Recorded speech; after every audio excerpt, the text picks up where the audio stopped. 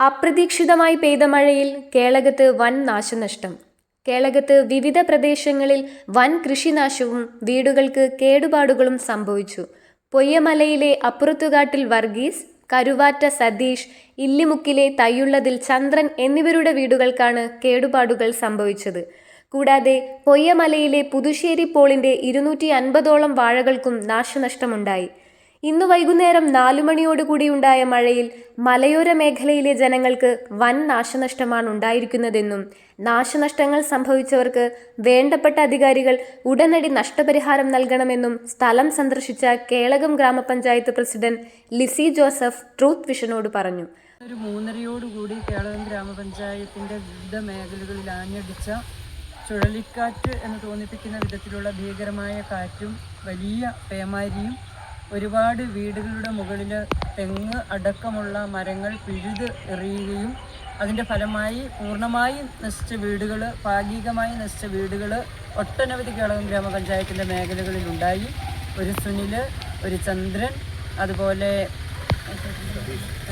സതീഷ്, അപ്പുറത്തുകാട്ടിൽ വർഗീസ്, അങ്ങനെ ഒട്ടനവധി ആളുകളുടെ വീടുകളിൽ മരം വീണ് വീടിന് നാശം സംഭവിച്ചിട്ടുണ്ട്. ഇപ്പം ഞങ്ങൾ നിൽക്കുന്നതിൻ്റെ പിറകിൽ കാണുന്നത് പോൾ എന്ന് പറയുന്ന പുതുശ്ശേരി പോൾ എന്ന് പറയുന്ന ഒരു കർഷകൻ്റെ വാഴക്കൃഷി ഉള്ള സ്ഥലമാണ്. ഒരു 250ലധികം വാഴകളാണ് കൊലയ്ക്കാറായത് ഈ കാറ്റിൽ നഷ്ടപ്പെട്ടിട്ടുള്ളത്.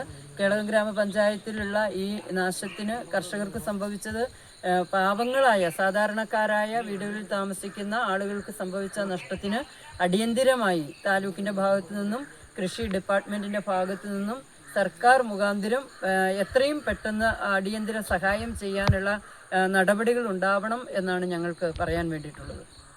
ഒരു 3:30 ആയിക്കാണ്. വലിയ കാറ്റും അതൊക്കെയായിരുന്നല്ലേ? വലിയ കാറ്റും വലിയ ഭയങ്കര ചുറ്റിയുള്ള മരത്തോട് ചുറ്റി അടച്ച് ഭയങ്കര കാറ്റും മഴയായിരുന്നു അല്ലേ? ഏകദേശം എത്ര വാഴ ഇപ്പോൾ ഇവിടെ പോയിരിക്കുന്നത്? ഏകദേശം ഒരു 350 വാഴയുണ്ട് മൊത്തം. അതിൽ ഒരു 10-50 ബാക്കിയുണ്ട്. അതെല്ലാം മൊത്തത്തിലെല്ലാം പോയി. കാരണം കാറ്റൊലച്ചതോടുകൂടിയ ഒലച്ചിട്ട് കിട്ടിയല്ലേ? എല്ലാം ഒരു 100 വാഴയുടെ അടുത്ത് കൊല വന്ന വാഴയാണ്.